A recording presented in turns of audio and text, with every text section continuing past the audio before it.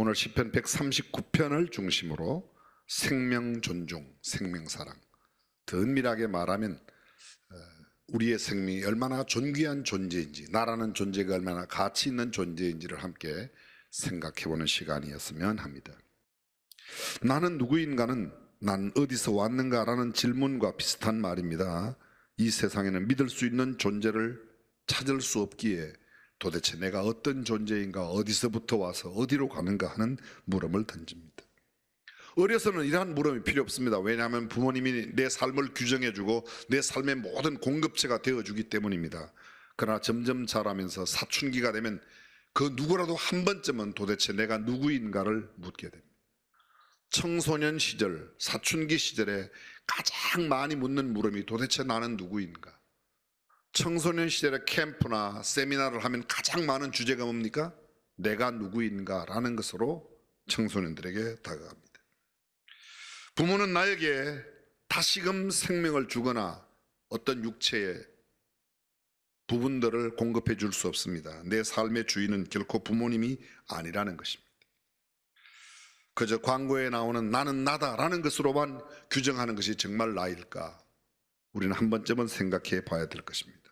나는 누구인가라는 명제를 시원하게 풀 수 있는 존재는 그리 많지 않습니다. 나의 외모는 거울 앞에 가면 볼 수 있지만 거울 앞에 보이는 나의 외모가 나의 전부가 아닙니다. 내 이름은 김아무개, 이아무개, 박아무개, 고명진 그렇게 말해 사람들이 나를 부를 때 돌려보고 또 내가 그들과 대화하지만 내 이름이 나를 전부 말해주는 것도 아닙니다. 나보다 키가 큰 사람에 비하면 나는 작은 사람이요, 나보다 작은 사람에 비하면 나는 키 큰 사람입니다. 나보다 부한 사람에 비하면 나는 가난한 사람이요, 나보다 가난한 사람에 비하면 나는 얼마든지 부자입니다. 많이 아는 유명한 지식인에 비하면 나는 무지한 사람이고, 무지한 사람에 비하면 나는 상당히 지식을 가지고 있는 사람입니다. 뚱뚱한 사람 앞에 서면 홀쭉해지고, 홀쭉한 사람 앞에 서면 나는 뚱뚱한 사람으로 보입니다. 겸손한 사람 앞에 서면 나는 한없이 교만하고, 한없이 교만한 사람 앞에 서면 나도 꽤나 겸손한 사람처럼 보입니다. 게으른 사람, 부지런한 사람 앞에 설 때마다 나의 정체성이 자꾸 바뀝니다. 매우 온유한 사람 앞에 가면 나는 온유하지 못한 사람처럼, 매우 충성스러운 사람 앞에 가면 나는 전혀 충성스럽지 못한 사람처럼, 그런 남을 몹시 미워하는 사람 앞에 가면 나는 굉장히 사랑이 많은 사람처럼 비춰지기도 합니다. 성실한 사람 앞에 가면 나는 매우 게으르고 나태한 사람처럼, 그러나 게으르고 나태한 사람 앞에 가면 나는 매우 성실하고 아주 근면하고 부지런한 사람처럼 나타납니다. 윤리 도덕에 관한 아주 무딘 감정을 가지고 있는 사람 앞에 가면 나는 굉장히 윤리적인 사람 같지만, 나보다 훨씬 더 윤리와 도덕성이 탁월한 사람 앞에 가면 나는 굉장히 불륜한 사람이고 부도덕한 사람처럼 나타나게 마련입니다. 아주 정직한 사람 앞에 가면 나는 거짓말하는 사람처럼, 그러나 거짓말을 밥 먹듯 하는 사람 앞에 가면 나는 매우 정직한 사람처럼 보이기도 합니다. 눈물이 많은 정서적인 사람 앞에 비하면 나는 매우 아주 메마른 정서를 가진 사람처럼 보이지만, 반대로 메마른 정서를 가진 삭막한 인생을 살아가는 사람 앞에 가면 나는 매우 감정적이고 정서가 깊은 사람처럼 나타납니다. 그렇습니다. 도대체 나는 누구입니까? 비교와 대조로서는 결단코 자신의 정체성을 정확하게 알 수 없습니다. 왜냐하면 비교하는 상대에 따라서 내 모습이 달라지기 때문입니다. 도대체 나라는 존재는 어떤 존재인가? 정말로 알 수 없는 정체불명의 아무짝에도 쓸모없는 그런 존재로 있다가 내가 떠난다면 내 삶이란 도대체 무엇인가? 진정한 자, 참된 자, 내 모습 그대로의 나란 도대체 어떤 모습인가? 알 수 없는 나가 나 전부가 아닙니다. 절대로 나가 아닙니다.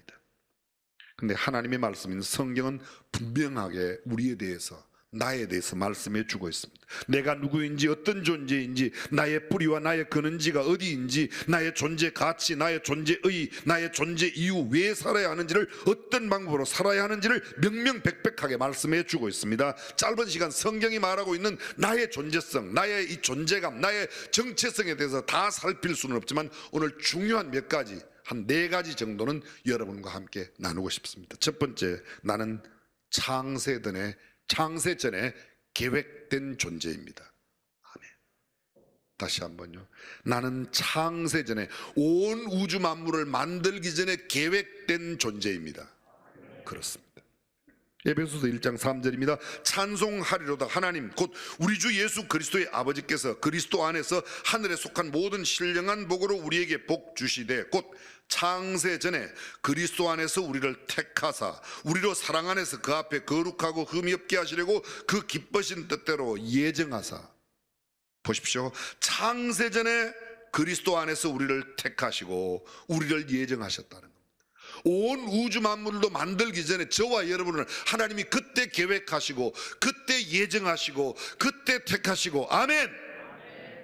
우리가 보통 존재가 아니에요. 지금 살고 있는 2020년 현재를 살고 있는 내 모습, 이것은 내가 어떤 날 부모님에 의해서 만들어진 존재 이상으로 온 우주 만물을 창조하기 전 하나님께서 이미 나를 계획하시고 예정하시고 택하시고 보내셨다는 겁니다. 그렇습니다. 찬송하리로다 하나님 곧 우리 주 예수 그리스도의 아버지께서 그리스도 안에서 하늘의 신령한 복을 주시려고. 누구 안에서요? 그리스도 안에서. 우리의 가장 존귀한 존재감, 이 정체감은 어디에 있는가? 예수님 안에 있을 때 내 정체가, 내 자아가 어떤 자아인지를 분명하게 알 수 있다는 겁니다. 예수 믿지 않는 사람도 창세전에 계획했어요. 그런데 그들이 그리스도 안에 들어오지 않은 까닭에 하나님의 준비하신 예비하신 신령한 복을 누리지 못하고 예수 그리스도를 믿음으로 주님 안에 들어온 우리에게는 하늘의 신령한 복을 우리에게 하나님께서 허락해 주신 줄로 믿습니다. 나는 창세전에 계획된 존재입니다. 옆에 사람에게 한번 이렇게 인사하셨으면 좋겠습니다. 참 그걸 잘 몰랐군요.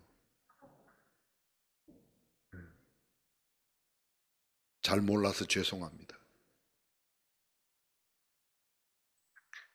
우리가 인생을 살아가는 동안에 어쩌다가 만난 내 아내, 내 남편, 또 그런 가운데서 만난 내 자녀, 내 친구가 아니라 창세전에 계획된 존재가 바로 내 옆에 살고 있는 그 존재라는 겁니다. 두 번째, 나는 하나님의 형상대로 지음받은 하나님의 걸작품입니다. 위대한 작품입니다. 창세기 1장 26절 이하에 하나님이 가라사대 우리의 형상을 따라 우리의 모양대로 우리가 사람을 만들고 그로 바다의 고기와 공중의 새와 육축과 온 땅과 땅에 기는 모든 것을 다스리게 하자 하시고, 하나님이 자기 형상 곧 하나님의 형상대로 사람을 창조하시되 하나님께서 자기의 형상대로 자기의 모양대로 우리를 만드셨다는 겁니다. 근데 여기 보십시오. 우리가 우리의 형상을 따라 우리의 모양대로 우리가 사람을 만든다. 하나님이 왜 우리라고? 하나님은 한 분이세요. 내가 이렇게 말씀해야 되는데 우리가라고 하세요. 성부, 성자, 성령 하나님께서, 삼위일체 하나님께서 우리가 우리의 형상 우리의 모양대로. 여러분 하나님을 보기를 원하십니까? 옆 사람을 자세히 보십시오. 이분이 하나님의 모양이고 하나님의 형상이에요. 근데 우리는 그분들에게 하나님의 형상, 하나님의 모양을 보지 못하고 나의 원수로 바라보는 겁니다. 사랑할 때는 너 없으면 못 산다고 그랬다가 결혼하고 얼마 안 돼서, 이틀도 안 돼서 너 때문에 못 살겠다고 막 그렇게. 우리는 그렇게 변덕이 죽걸듯 심하게 변하지만 하나님은 우리를 우리의 하나님의 형상대로 하나님의 모양대로 만드셨습니다. 그리고 그들에게 복을 주십니다. 하나님이 그들에게 복을 주시며 그들에게 이르시되 생육하고 번성하여 땅에 충만하라, 땅을 정복하라, 바다의 고기와 공중의 새와 땅에 움직이는 모든 생물을 다스리라 하시니라. 소위 문화명령이라고 말하는 5가지. 너희는 생육하고 번성하고 땅에 충만해라, 땅을 정복하라, 땅을 다스리라. 거기에 있는 모든 동물, 생물들을 다 너희가 다스리라고 하는 권한을 우리에게 주셨다는 겁니다. 하나님의 형상대로 지음받은 존재인 이 존귀한 존재를 우리가 모르기 때문에 다른 사람 알기를 우습게 하는 겁니다. 나보다 힘이 없다고, 야 네가 뭔데 이렇게 함부로. 아닙니다. 우리의 옆에 있는 사람을 무시하는 것은 우리 옆에 사람을 친히 만드신 하나님께 도전하는 거예요. 하나님을 모욕시키는 거예요. 근데 우리 옆주의 사람을 굉장히 존귀히 여겨야 될 줄로 믿습니다. 다시 한번 옆 사람에게 당신은 하나님의 위대한 작품입니다. 그걸 모르고 살아서 정말로 죄송합니다. 다시 한번 그걸 모르고 살아서 정말 죄송하다. 이건재 장로님 빨리 옆에 하세요. 빨리 하세요. 옆에 하세요. 조건사님이 하나님의 형상대로 지음받은 존재라는 사실. 이 얼마나 우리가 그렇게 생각하지 않기 때문에 옆 사람을 무시하고 입에 담아서는 안 되는 육두문자를 써서 욕을 하고 비웃고 조롱하고 그렇습니다. 오늘 본문을 보십시오. 시편 139편 13절, 주께서 내 장부를 지으시며 나의 모태에서 나를 조직하셨나이다. 내가 주께 감사하며 나를 지으심이 신묘막측하심이라. 주의 행사가 기이함을 내 영혼이 잘 아나이다. 내가 은밀한 데서 지음을 받고 땅의 깊은 곳에서 기이하게 지음을 받은 때에 나의 형체가 주의 앞에 숨기지 못하였나이다. 내 형질이 이루기 전에 주의 눈이 보셨으며 나를 위하여 정한 날이 하나도 되기 전에 주의 책에 다 기록되었나이다. 주께서 내 장부를 지으시고 나의 모태에서 우리 엄마 뱃속에 있을 때 나를 조직하셨다. 하나님이 나를 지으셨다는 거예요. 인간은 아빠 엄마의 섹스의 산물이 아닙니다. 쾌락의 산물이 아닙니다. 창세전에 나를 계획하시고 나를 보내셨습니다. 믿으시면 아멘. 생명의 주인이 하나님이십니다. 하나님의 섬세한 손길로 만들었습니다. 하나님이 만드셨기에 하나님의 작품입니다. 우리는 하나님이 만드신 하나님의 위대한 걸작품 마스터피스예요. 두 번째로 하나님의 형상대로 하나님의 모양대로 지음을 받았습니다. 여러분 잘 생각해 보십시오. 하나님께서 모든 만물을 만드시는데 동물들은 그 종류대로 만드셨어요. 그 개는 개대로, 닭은 닭대로 이렇게 만드셨다는 거예요. 그죠? 침팬지는 침팬지대로, 오랑우탕은 오랑우탕대로, 원숭이는 원숭이대로. 그게 원숭이가 변해서 무슨 침팬지가 원숭이, 오랑우탕이 되고 오랑우탕이 변해서 사람이 되고. 짤데기 없는 소리 좀 제발 좀 그만하세요. 전 세계 모든 학교에서 진화론을 가르치니까 진화론이 진짜인 줄 알지만 전 세계 아니라 전 세계 10개가 합쳐서 진화론을 가르쳐도 우리는 하나님께서 우리를 지으셨다고 믿습니다. 하나님의 형상대로 지음받았다고 믿으시면 아멘. 무슨 개가 변해가지고 무슨 오랑우탕이 되고 오랑우탕이 변해가지고 사람이 되고 쌀데기 없는 소리, 나발 뒤통수 같은 소리만 하고 나자빠졌어요.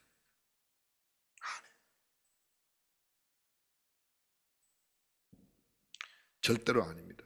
하나님의 형상대로 지음받은 존재는 유일하게 사람뿐인 줄로 믿습니다. 세 번째, 하나님은 신묘막측하게 만드셨습니다. 신기하고 묘하게. 생각해 보세요. 저는 하나님께서 주신 상상력을 동원해서 가끔 이런 생각을 해요. 세금이 안 붙으니까 그냥 생각을 마음대로 했어요. 눈이 만약에 발바닥에 붙었다고 생각해 보십시오. 발바닥에 안 붙은 게 얼마나 감사, 그죠? 발바닥에 붙었다고 그러면 이게, 야, 참 곤란해. 겨울에 어떻게 하죠? 가끔 이런 생각 해봤어요. 공부할 때. 눈이 요 손가락 끝에 붙었으면 얼마나 좋겠어요. 그죠? 시험 칠 때 이렇게 보면 다 큰닝 잘할 수 있어요. 어떤 신학자의 말처럼 하나님이 눈을 이 머리 위에 둔 것은 하늘을 바라보고 살라고 두셨다. 일일이 설명하지 못하는 이 하나님께서 사람을 지으심이 신묘막측하다는 겁니다. 네 번째로 하나님의 철두철미한 계획과 섭리 속에 창조되었다는 겁니다. 인간은 쾌락의 산물, 섹스의 산물이 아니라 하나님의 섭리와 경륜, 하나님의 계획 속에 만들어졌다는 겁니다. 오늘 성경 본문에 우리의 날이 하나도 정하기 전에 우리의 날이 시작돼, 다시 말하면 좀 생물학적으로 표현하면 정자와 난자가 만나 생명체가 되는 그 이후의 날 하나도 정하여지기 전에 이미 우리의 모든 것이 다 주의 책에 기록이 되어 있다고 말합니다. 하나님께서 그들에게 복을 주셨습니다. 창세기 1장 22절에도 보게 되면 동물들을 만드시고 그들에게 복을 주셨다. 근데 사람에게 주신 복, 이건 동물에게 준 복하고는 전혀 다르죠. 왜? 우리에게 주신 복은 그들을 모두 정복하고 다스리고 할 수 있는 모든 권한을 우리에게 주셨다는 겁니다. 만물 위에 만물을 다스리는 권세를 주신 그런 존재로 우리를 만들었습니다. 우리 옆에 있는 모든 인간들이, 사람들이 그런 존재임을 알고 존귀하게 여겨야 될 줄로 믿습니다. 에베소서 2장 10절입니다. 우리는 그의 만드신 바, 우리는 하나님의 만드신 작품입니다. 그리스도 예수 안에서 선한 일을 위하여 지으심을 받은 자리. 무엇을 위해서요? 선한 일을 위해서. 하나님께서 우리를 창조하신 창조의 목적이 선한 일을 하도록 하기 위하여 지으셨으니까, 그 다음에 이렇게 돼 있어. 이 일은 하나님이 전에 예비하사, 전에 언제요? 전에가 언제요? 창세 전에 예비하셨어요. 선한 일을 위하여 살도록 창세전에 우리를 예비하시고 예정하시고 계획하시고 뜻하시고 그리고 선택하시고 우리를 보내셔서 그 가운데서 행하게 하렴 선한 일을 행하며 살도록 하셨다. 그래서 하나님께서 우리를 이 땅에 보내신 그 목적에 합당한 삶은 선한 일을 행하며 살아야 될 줄로 믿습니다. 선한 일이 뭐냐? 성경에 선하다는 말이 두 가지 뜻이에요. 하나는 하나님과 관계된 일, 하나님 한 분 외에는 선한 분이 없다. 하나님과 관계된 일을 하는 사람이 선한 일을 하는 거예요. 그 다음에 선하다는 말, 우리가 그냥 알고 있는 좋은 삶, 아름다운 삶, 베풀고 나누고 섬기는 삶. 자, 두 가지 있습니다. 첫 번째, 나는 창세전에 계획된 존재다. 두 번째, 나는 하나님의 형상대로 지음받은 존재라는 겁니다. 세 번째, 나는 하나님이 감찰하시고 아시고 인도하시고 보호하시는 존재라는 겁니다. 하나님이 보호하시고 지키시는 존재가 나라는 겁니다. 자, 시편 139편 1절로 가겠습니다. 여호와여, 주께서 나를 감찰하시고 아셨나이다. 여기 감찰하시다는 말은 깊이 파고 찾아내시는 겁니다. 마치 금광을 캐는 광부가 그 갱도 안에서 금을 캐듯이 내 안에 모든 것을 샅샅이 다 찾아 아시는 분이 하나님이십니다. 나를 아셨다. 나의 영적인 상태, 나의 심리적인, 나의 감성적인 상태, 나의 육체적인 모든 형편을 주님이 다 아십니다. 주께서 나의 앉고 일어섬을 아시며 멀리서도 나의 생각을 통촉, 나의 앉고 일어섬, 나의 길과 눕는 것을 감찰하신다. 일체의 모든 행동, 나의 일상을 다 아시고 나의 생각, 나의 사고체계, 나의 생각의 세계까지도 주님은 다 아십니다. 모든 행위를 아십니다. 4절, 여호와여, 내 혀의 말을 알지 못하시는 것이 하나도 없으시니다. 내가 하는 말을 다 아신다. 내가 어떤 말을, 좋은 말, 순한 말, 선한 말, 영적인 말, 긍정적이고 능동적이고 적극적이고 격려하고 위로하는 말도 보시고 내가 욕하고 비웃고 조롱하고 헐뜯는 이런 말도 하나님은 다 아신다는 겁니다. 따라서 우리의 입에 우리의 선한 말을 담아야 하고 착한 말, 고운 말, 아름다운 말, 용기를 북돋아주고 생명을 전하는 말, 영적인 말, 신령한 말을 해야 될 줄로 믿습니다. 왜? 하나님께서 우리를 그렇게 지으셨기 때문에. 5절입니다. 주께서 나의 전후를 두르시며, 이 전후를 두른다는 말은 나의 과거도 나의 현재도 미래도 주님이 다 두르고 합니다. 내게 안수하셨다. 이 말은 안수라는 말이 지금 우리가 이렇게 머리 묶고 안수하는 게 아니고요, 모든 것이 주님의 손 안에 있다는 겁니다. 주님께서 다 우리의 모든 삶을 주님의 손 안에 넣어두셨다는 겁니다. 6절, 이 지식이 너무 귀해. 이 지식이 무슨 지식이요? 하나님께서 우리를 알고 계시는 지식이 너무 기이하다. 신기할 기, 이상할 기, 너무 신기하고 이상하고 너무 높아서 내가 능히 미치지 못하나이다. 한마디로 말하면 하나님은 우리의 모든 것을 아시는 분입니다. 계속해서 7절을 보실까요? 139편 7절, 내가 주의 신을 떠나 어디로 가며 주의 앞에서 어디로 피하리까? 내가 하늘에 올라갈지라도 거기 계시며 음부에 내 자리를 펼지라도 거기 계시니이다. 내가 새벽 날개를 치며 바다 끝에 가서 거기 거할지라도 곧 거기서도 주의 손이 나를 인도하시며 주의 오른손이 나를 붙드시리이다. 내가 어디에 가도 주님이 계세요. 어디에 가도. 하늘 끝에 갈지라도 바다 끝에 갈지라도 성경 말합니다. 새벽 날개를 치며, 이 새벽 날개를 친다는 말이 새벽의 끝은 동력이 틀 때입니다. 동력이 밝아올 때 그 동력의 빛이 쫙 순간에 비쳐 온 세상을 밝히듯이 하나님께서 우리에 대하여 우리가 어디에 있든지 하늘 끝에 바다 끝에 어디에 가도 음부에 내려가도 어디에 가도 주님이 나를 다 살피고 계십니다. 주의 손이 나를 인도하시며 주의 오른손이 나를 붙드시리이다. 나를 지키시고 보호하십니다. 11절, 내가 혹시 말하기를 흑암이 정녕 나를 덮고 나를 두른 빛이 밤이 되리라 할지라도 주에게서는 흑암이 숨기지 못하며 밤이 낮과 같이 빛이 나니 주에게는 흑암과 빛이 일반이니이다. 어디에 피할 곳이 없다는 겁니다. 우리가 순례자의 노래를 할 때 저 망망한 바다 위에 이 몸이 상할지라도 빈들이나 사막에서 이 몸이 고날지라도 오 주 예수 날 사랑하사 날 지켜주시리. 주님은 우리를 지키시고 보호하시는 분입니다. 오늘 시편 기자가 노래하고 있는 게 뭐예요? 하나님은 나를 지키십니다. 나를 보호하십니다. 나를 인도하십니다. 아멘.